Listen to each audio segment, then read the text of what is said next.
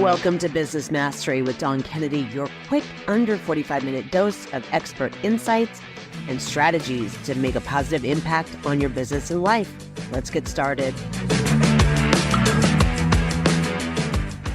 Hello, and welcome to the Business Mastery Podcast. As we talk about all the topics here that affect your business, and as the business owner, many times we neglect to work on ourselves or to look at ourselves as being part of the things we need to master to be a master in our business. I have Carina on here today. We're going to be talking all about your biggest asset in your business. So thank you so much for joining me today. Yes, thank you so much for having me. I'm excited to talk more about this. This is the thing that I really love because I see it really allow people to explode their success and their growth when they actually turn and look at themselves and go, okay, what do I need to do here? So incredible. So can you tell everyone who you are and who you serve? Yeah, so my name is Carina Groombridge. I am a business and mindset coach, and I love supporting service-based women in business to really grow and scale and thrive in what they do and really get back to loving what they do so that they can have a bigger impact in the world. Yeah. So I love that because we're all about kind of the impact, right? So why do we start businesses in the first place? We want to have impact. We want to bring our gifts to the world. So one of the reasons you and I specifically were going to talk was because you believe that as the business owner, you are your own greatest asset. Can you talk about that?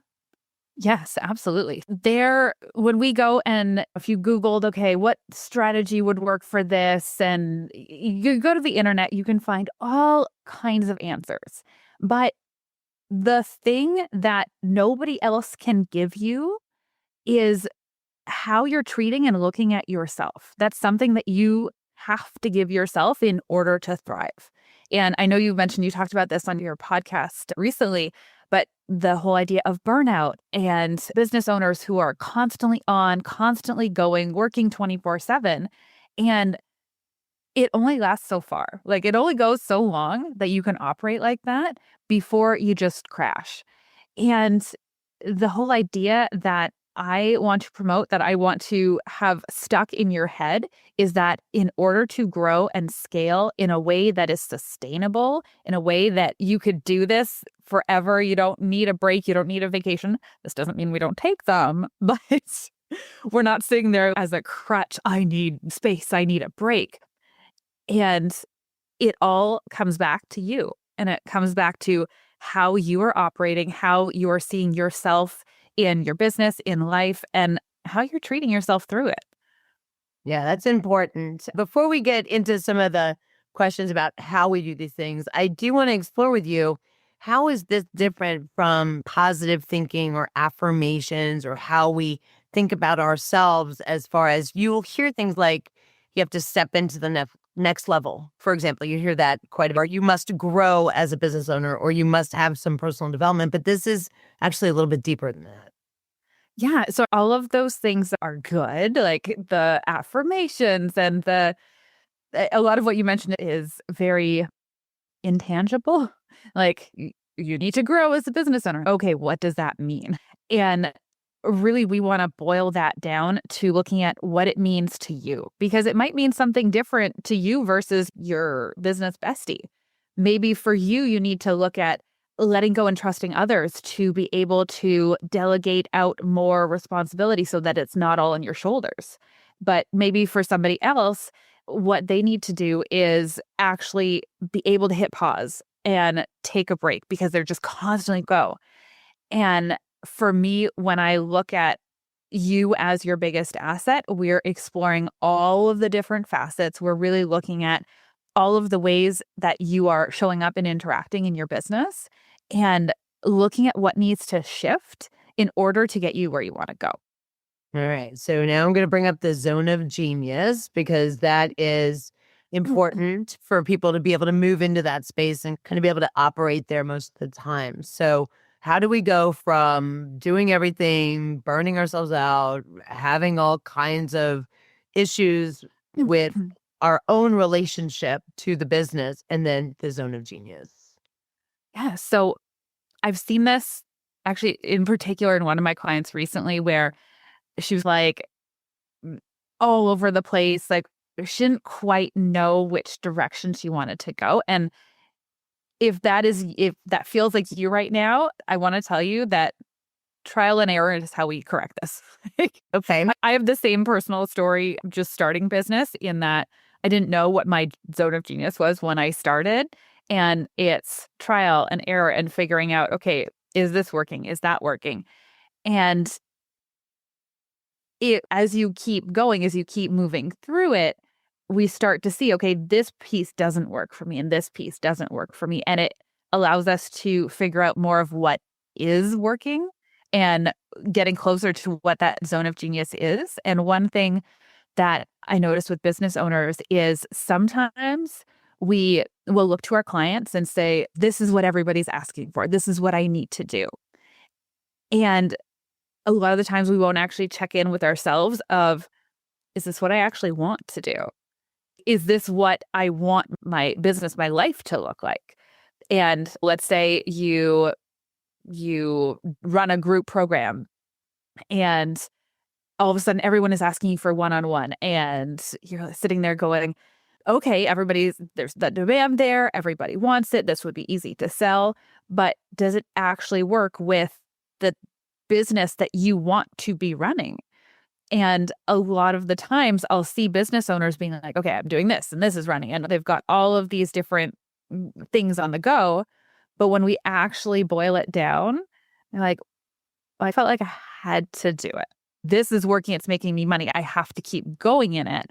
Whereas sometimes we might actually just need to burn something down in order to build it back to what actually really allows you to thrive and allows you to sit there and go, I want to wake up and run my business today, not another day, another grind until the weekend, until this, until the next vacation. So the trial and error to get you to your zone of genius, and then the current wisdom is you delegate everything that's outside your zone of genius, right? Yes. You find your zone of genius, the things that you do, that you enjoy doing, and you delegate everything else. You're saying that there are even things in our business that would not be in our zone of genius, like programs or products or services. So the trial and error extends past just what you like or don't like. It actually extends to the services you provide.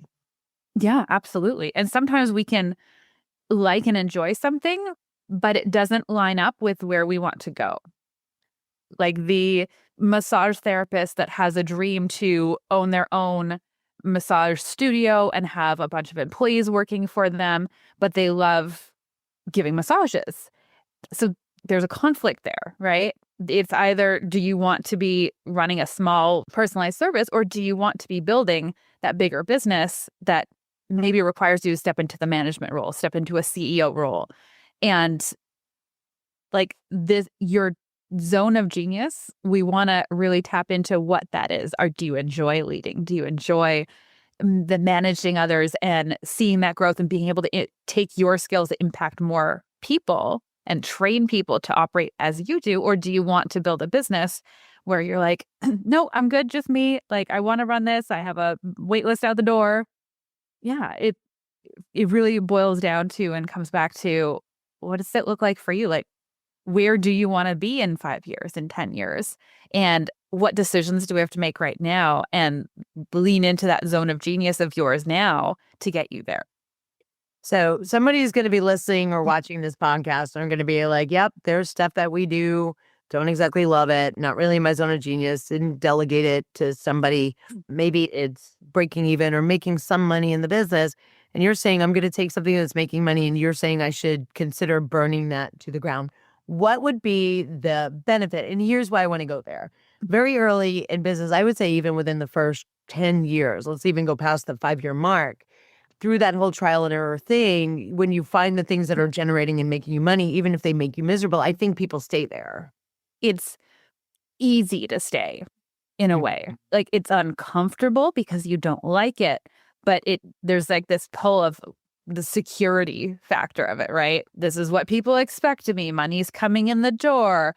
You've lined everything up. But I would not take this advice, like blanket this advice to everybody. Sure. It's very much business specific. And if you're sitting there going, oh, that might be me, let's have a conversation about it. Yeah. Please don't burn things down without a strategy and plan to move forward.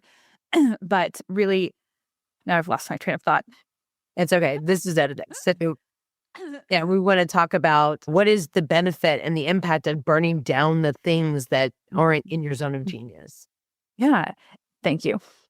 Because when you go down that road, it leads to burnout. It leads to dissatisfaction. It leads to not enjoying what you're doing on a regular basis. So it might mean that things need to shift. And when I say burn it down, what else is going to work or what else could work that you would absolutely love? Maybe it's something that is in parallel, like it's similar, but not quite what you're doing. Maybe it's something totally different, and that's fine too. But it's important to really figure out, are you loving what you're doing? Do we just need a few tweaks for you to get to that place of, oh my God, this is so good, I love my business? Or do we need a total overhaul and to go with that? Okay, it needs to be burned down and then we need to do something else. And this is one of my clients did this, and they needed to really work on for themselves letting go of like supporting people individually. They wanted to move to more of a group model, group dynamic, which that's what they really enjoyed. But they had this kind of pull towards all of these people that they had originally said, I'm here for you. I'm going to take care of you. I've got you. And they saw it as breaking their word to them. So they had to cut that tie. And in that looked like trusting that somebody else would be a much better fit for them. And they needed to trust that the people that they're letting go of would be okay, and that it is okay to change, to grow. Because at the point that they signed on all of those clients, that's what they wanted. That was like their genius zone. That's where they were happy in. But now they've grown as a business owner, as a human, and they're different now. So they want to make different decisions. And part of our coaching together was really being okay with making that shift and being able to let go and say, I have changed and this is the direction I'm going. And if you'd like to come with me, you are welcome to. And if you don't, that's okay. There's somebody else out there who's going to best support you in a capacity that is no longer what I want to be doing. So let's talk about that, because that takes a lot of courage to take business that is turning money, profit, and all that, and saying, while I was excited about this and while I enjoyed it, and you said it was her zone of genius before, it sounds like pieces of it might have been, right? Because when you're trialing and erroring and finding that zone of genius, it takes a lot of courage to say, I have discovered that this is my zone of genius and this is where I thrive, everybody thrives, and to get rid of the things that are not serving. To your point, knowing that there's someone else out there that can serve and do things better than you did also, I think, takes a lot of courage. There's a lot of, in the business space of, I want to keep my market share, or in our space, they don't want to reject business or clients because they're not a good fit. That was a very courageous thing for them to do. And I do want to talk about that courage to stay in your zone of genius, even if it means losing some of your business. Yeah, absolutely. And for me, I find this is really where coaching comes into play, because those things are scary. Making that kind of a transition, really being able to shift it and not, how can I put this, not crush yourself in doing it, not sit there with the full weight of it and be like, this is terrible. And either it will keep you from making that shift, or you'll make that shift and feel awful about it. And there's a third option out there where we can make that shift and feel good about it. And this is, I feel like, one of the benefits to coaching is being able to see something different, something that you couldn't see there before. And for me as a coach, I look to, where do you want to go? What are we creating and how are we going to get you there?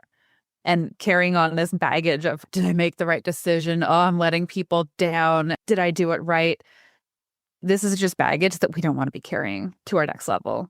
It weighs you down. It slows you down. We don't want it. So that gets to the other point, which is the idea of responding in circumstances versus reacting to circumstances. And I think that some of the circumstances that test you the hardest is when you realize that you're doing something that isn't maybe serving you. Yeah, absolutely. And if you find it's not serving you, then that's what we need to shift. That's a big red sign, if you will, to be like, okay, here's where we need to change. Here's what needs to shift in order for you to see different results. And there's a concept that I use that I want to share with everyone. It's called the model. And you had said reacting versus responding to things. And in this concept of the model, it really takes a situation and it breaks it down into like very black and white. It's one freeze frame of something that's happening in your business. And there is our initial response to what is happening, that gut reaction of these are the thoughts in my head, this is the circumstance that's going on, and these are the results that are playing out. And then there's how we intentionally want it to look. And these are two separate things. First, we want to recognize what is happening in your brain, what's happening right now for you, because it's creating a result. And maybe you love that result. Maybe it's something that you would rather change. And so this tool, the model, what it allows you to do is say, okay, this is what's happening right now. And this is actually where I want to go. And I just want to give a really super simple example of this. Imagine outside it's minus 20 degrees. Okay. We're going to go with a very easy example. And the model really tells you and walks you through, how do you think about that? Are you sitting there thinking, oh my God, it's so cold? And you're maybe feeling like, ugh, I don't want to go outside. It's like cold, it's miserable, I want to curl up inside. And you stay inside all day, you don't go outside, don't get fresh air. And then as a result, you're just like moping around the house. Whereas somebody else might be sitting there thinking, oh, it's minus 20. Like, all right, the dog needs to go for a walk. Let's get some fresh air. Let's go to the ski hill. And they have a great day. They're super happy about it. They're outside enjoying the weather, enjoying the nice crisp feel. That'd be great. Yeah. It'd be crisp. It'd be crisp. And the end result is they have a great day. And the whole point, what I want to really bring it around to is the results for these two different people are very different, right? One person is like moping around the house, like meh. And then the other one is out getting fresh air, enjoying themselves. And it doesn't have anything to do with the circumstance, with how cold it is outside. It has everything to do with how we're thinking and how we're feeling about it. And so this is something that we can go and apply to business, because for every circumstance, different people are going to have a different way of thinking and processing through it. Like, for example, during COVID, some businesses crumbled. They failed. They went under, and thank you very much. Goodbye. And some thrived. That doesn't necessarily mean that they were in the quote unquote right industry. I'm not talking about the ones that were in the right industry, but I'm talking about the ones that saw what was happening and pivoted and thought differently and sat there and went, oh, crap, we need to do something here, and shifted things rather than, oh my God, this is terrible. Arms up in the air, can't do anything about this. This sucks. And then they get the result that they get. So I don't know if that makes sense. It's the now Quick run through. Yeah, this now brings us back to the zone of genius. I would now be very interested to finding out whether the people who gave up their businesses so easily were in those phases of burnout or were not working in their zone of genius. And this just, I'm not saying it ended up being a good thing overall, but what I'm saying is it gave them a way to say, this isn't working. And maybe they didn't give themselves permission to, like you said, trial and error, something that might be working. Or maybe they weren't able to see there was another opportunity, or they didn't give themselves permission. Because from this conversation, I think it's very clear that having that outside perspective, not just to bounce ideas off of or give you a new perspective, but sometimes it can be that permission. Hey, I'm really scared to bring this down. And you're like, okay, let's run through what happens if we do, what happens if we don't. Yep. And at the end of the day, coming back to that mastering yourself and running a business that you not only feel good at, you can show up at your highest level, it's all connected. It's all very interconnected. And I think sometimes we get away from that the further we are from maybe founder space, right? So we get a little bit further away, 3 years, 5 years, 8 years in business. And all of a sudden, these things do come up, and we are so busy investing in growing the business and the technology and the strategy. And I don't think we circle back enough and go, zone of genius or not. What about me? What about me? Yeah. Yeah. Because that higher level of thinking comes with you taking care of you and taking care of yourself. And it doesn't have to be like a lot of people think of, oh, spa days, get your hair done. That's not what I'm talking about at all. If you like those things, great. Build them into your day, build them into your week, your month, whatever.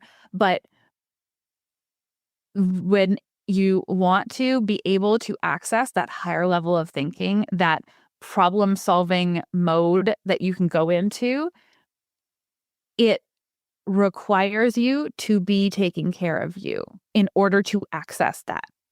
Otherwise, if not, it's almost like the door is shut. Like, if a problem comes at you, you're and in reactive mode rather than being able to calmly process and respond. And this is a huge shift I've seen in so many of my clients who they'll come to me and be like, oh my God, I just had this problem in my business, a problem that equates to 5 figures in something that a bill that they're going to have to pay. And they're sitting there going, yeah, but listen to how I solved this. This is what I did. This is like how I responded to it. And I went and delegated it out. And then I was able to actually focus on my clients. Had this been 6 months ago, I would have yelled at everyone I could. I would have been pissed off. And I would have probably taken at least a week and neglected the client work I needed to do and been angry and not be able to resolve my problem. And it, like, all of that shift in how she was able to manage that current problem she had was because of how she took care of herself, because of how the work that we had done together to really clean things up that needed to be cleaned up so that she could get to that next level in her business. So the react, respond, you said something about taking a snapshot in your mind. Walk us through how we change that perspective from 6 months before, I'm going to yell and scream at everybody, to now I'm going to make space for me to actually, again, master the problem, master what I need to do. Yeah. So I don't really have a short answer for that. That's who. Because this client, that specific client that I'm referring to, we had worked together probably 5 to 6 months at that point. And we were really like cleaning out the closet, so to speak, on ways that she was operating in her business. And then in the ways that weren't serving her, she was a person who wanted to take care of everyone. And it made sense in the industry that she was in. And it was great for her clients, and like she was in insurance and like really taking care of people. But then it also resulted in her hiring people who needed to be taken care of. And yes, and these people, like just a handful of people, were toxic to her business environment because they weren't there to do a good job. They were there more for a handout, so to speak. And she wanted to help them. She wanted to be able to uplift them, but it was coming from a space that she was calling in the wrong people. And she was calling in the people who didn't care, who just wanted somebody to spoon feed them, so to speak. Right. And they weren't there for the bigger mission. They weren't there to support their clients. They unfortunately did an awful job. And when she eventually got to the point of, okay, I'm letting this person go, they're not for me, for my team, she discovered all the mistakes, all the things that weren't going well that they were responsible for. But in the end, she was able to see it and change it. And now she's at this place of she's the most amazing employees.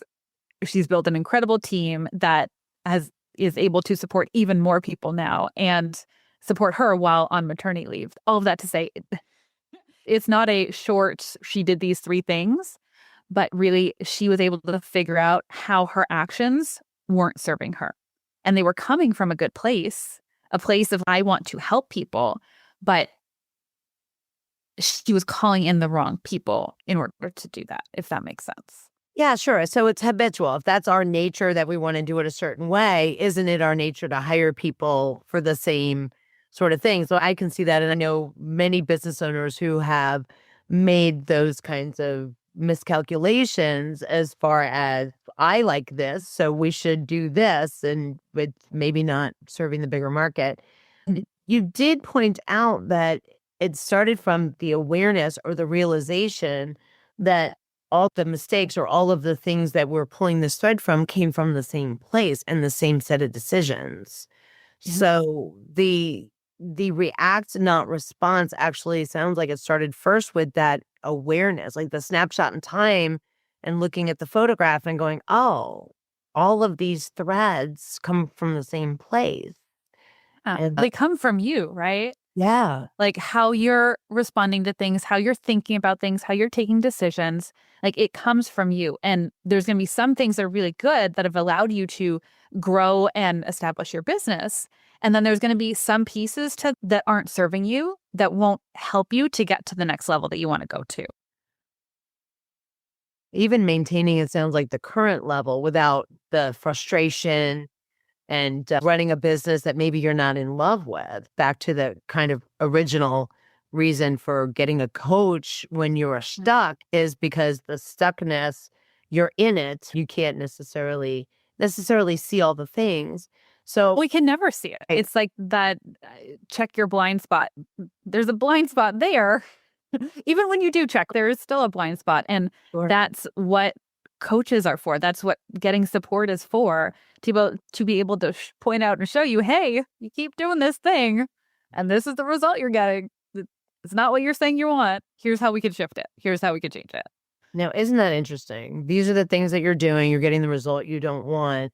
We will look at everything except for ourselves in a lot of cases. Is we don't think that we necessarily maybe need to change. But to your point of that trial and error and getting to the zone of genius, finding the places where you serve at your best and highest, and then either delegating or parsing out all the other things, it still starts with you as the owner. We always think and talk about how the owner sets culture and those kinds of things. But more than that, to your point from your story, we also have the internal innate, we're going to hire maybe people like us or people to your point we want to help, and that's very interesting. That would be something that some people would look at and say, well, it's a sabotage strategy, right? You would hire people who were not all A players, but you did it maybe without knowing that's what you were doing, if that makes sense. So I do want to talk a little bit too about how we unpack some of that personal development mindset work that we do and apply that to our own taking care of ourselves. Because a lot of the mindset work that we do is to shift our perception of the outside world. But it sounds like a lot of the mindset work you do is we're shifting perception of the inside world. Yeah, absolutely. Our outside world changes when our inside world changes. Right? Like it's a reflection of Okay. what we're creating is stemming from how we're processing inside. I'm trying to think of a good example of this. This is a little deep today, but you're listening in. We're Because just you have to master your, like you have to go and do this hard work. So and I just want to say it might sound hard and complicated and oh God, I don't know what to do. But for me, it's really easy to see. Like as your Sure. coach, it's really easy to have a conversation about what's going on and be able to pull out, okay, here are things that are blocking you. Here are ways that you're self-sabotaging right now. And I also find it interesting because like sometimes we feel stuck and we want to get support, but other times, and where coaching is also wildly beneficial is when things are going really well. And you're like, okay, things are going great. And I want them to be even better. And I love this idea that imagine where you are right now and imagine if you were to rate it on 10, like if we said, look at your business, what would you rate it? Is it a 5 on 10? Is it a 9 on 10 of overall? We're talking bigger picture. And imagine if it were like a 2 on 10. Imagine if what it was today was a 2 on 10.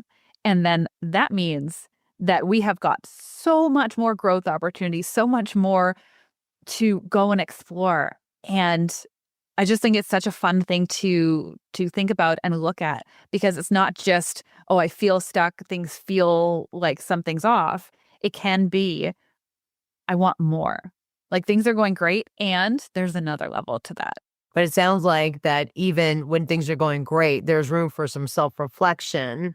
Oh, Because when we get to the next phase, I think that's the crux of this, the decisions we make, the perceptions we have, the things that we lens through. To your point, we grow, we evolve. What we liked 4 years ago may not be what we like today, or the way we like to serve has changed, or maybe there's some tech. I'm seeing this with AI now, where there are a lot of people who are very resistant to it because they don't like the way it sounds in marketing. Yet when they talk to other people, they're being told this is the wave of the future. Maybe they're being a little resistant. So when we're looking at this and evolving, again, our zone of genius and that model and evolving where we are, I'm curious if you need a coach when things are not going great, if you need a coach when things are going well. I'm one who thinks that every business owner forever should have a coach and a therapist. I know, right? I That's agree. kind of that's just kind of how I personally believe you keep yourself somewhat sane and grounded. But so yeah, let's talk about this need for these check-ins and this self-reflection through the entire evolution and not just at these stages. Because from this conversation, I think it's becoming very apparent that things do evolve and we do things based on, I would call it habit. Your example of the business owner who hired people who needed what she gave to her clients, that might have just been a habit. These are the people that I work with. And so obviously it should be my employees as well.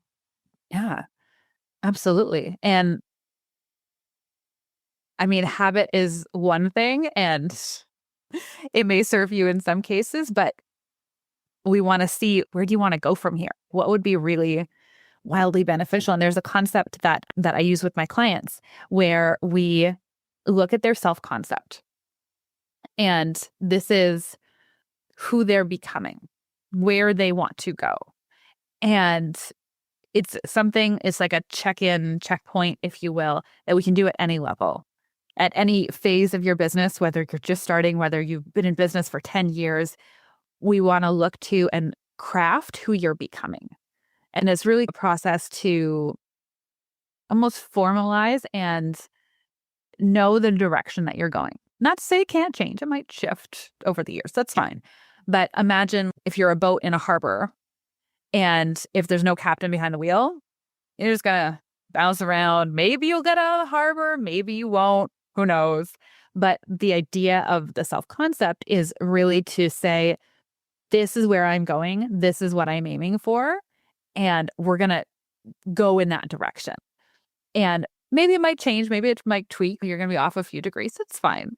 But it really allows you to say, this is where I want to go, rather than this idea of, I'm going to get up, do my work for the day, head down, and go through the motions. Because let's be honest, it's really easy, because as you continue to grow your business, there's a lot of demands in your time. There's a lot of things that you're going to need to look at and do and all of it. But if we don't pick our head up long enough to go, this is where I'm going, this is what I want, then we're just that boat in the harbor bouncing around. And, where do you want to be in 5 years, in 10 years? So it's very interesting that you had the person separate from the boat, because inside that self-concept, how many business owners identify themselves only as the business owner, that they've tied their identity to their business? True. Very Does that true. happen a lot? Yes. And I find it happens in a way where if you get any negative criticism, if you get a 1-star review or somebody complaining about something, then I find it shows up there the most to not be able to differentiate you being attacked, we're going to say, versus a complaint or something against your business. And I can tell you that being able to separate those two things will give you so much more peace and so much more calm. It's incredible because I've had clients go through that process of, oh, they said this negative thing about me. They said this negative thing about me. First, it's about your business. Second, that doesn't have to crush you. It could. You could let it crush you, but it doesn't have to. And you can move from here. And there's a lot of things that you are within your control, like actions you can take, ways that you can show up, versus just like hands off the wheel, being like, like, what is happening? Oh my gosh, this is terrible. Yeah, and back to your boat analogy, if you're the one who decides it's got to be a boat instead of a plane or a car or walking or a pit or a camel or a goat, whatever it is, right? So you can decide in the future that maybe you graduate from a small boat to a yacht as far as what you're driving. Yeah. But again, it's you behind the wheel. And I think that's the point to hit home in this episode is you do have to be your biggest asset. Yeah, and see yourself as your biggest asset. And I don't know about you, I am a mom of 4. And if I don't take care of me, like this whole house suffers. Right. And it's the same as your business. And I know just yesterday I had to like pry my toddler off of me to my mother-in-law as I ran out the door to go play soccer. Mama's got to go. You will be fine. And I know a lot of people who maybe wouldn't do that, who'd be like, oh, they're so sad. They don't want me to leave. I can't leave them. And we could take that and apply that to our business too. Like those tasks that you were holding on to that you're like, I'm the only person who can do this, or I'm the best person to do this. Like, maybe you're not. Maybe we just need to focus on the thing that you're really good at and really love, not the thing that you're proficient at and do really quick. But again, like it's not your zone of genius.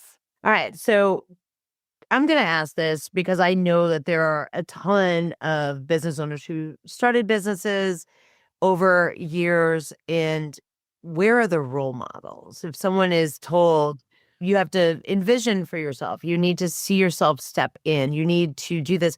If you are somebody who maybe hasn't ever seen themselves in a role or they try to envision their next step, where do they look? Because I know that's a sticking point for a lot of people when they talk later on and they're like, I never saw myself doing X, Y, Z until I did it, right? That we hear that a lot. But in order to get to where we can envision ourselves maybe driving a yacht instead of a tugboat or something, that's a big leap. And some of us don't visualize very well. A lot of us actually can't necessarily visualize what we need to step into. And we hear all the time, you need to step into the next place. So if you don't visualize, or you can visualize, or you don't have maybe a tangible roadmap, how do we do it? Who are the role models? What are we looking for? How are we, because you're reading the books, right? You're doing the work, you're watching the videos. And I know I can speak to a lot of people who are going to be listening to this episode. So how do we cross that final sort of what I see as the gap that helps us continue to make sure we're following the zone of genius and taking care of ourselves because we can't maybe see the next level right away?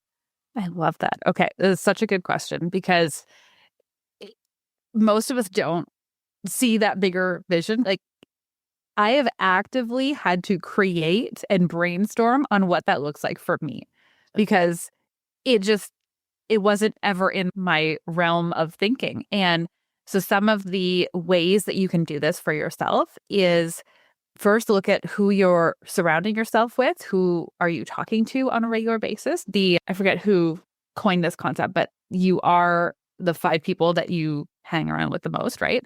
So if you're hanging around with people who, if they're not business owners, and let's say you can't have non-business owner friends, but if you look at those people that you're surrounded by, are they helping you get to where you want to go or not? Are they supportive of who you are becoming? And this doesn't mean we have to go ditch our friends, but you can start to cultivate new relationships with people that are maybe a few steps ahead of you. And that's one piece of it. This is something that I've built for myself, but also for there's certain support that you can bring in as well. And I know for me, one of my coaches, she runs a, I don't know, 10 million plus dollar business. And I'm not at this level yet, but I would like to go to that level. And I listen to how she thinks, to what she talks about, to just pull all of the little nuggets of gold, if you will, from how she sees herself, how she's operating in the world, and just like the little things that can happen when you reach that level. And so I would say, who can you plug into? Yeah. Who can you listen to that is going to broaden your perspective? And for me, I realized even before I got a coach in the first place that I had to do that for myself before starting my business, because I literally could not see how I could support myself and my family from the vantage point that I was standing at in that moment, because there were no entrepreneurs in my family. This was not a thing. I grew up thinking you go to school, you get a job, you retire, done.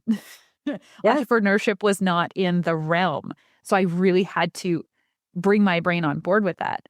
And if maybe you're like, I don't have a circle of friends like that, then you need to go to work to figure out who is that example for you.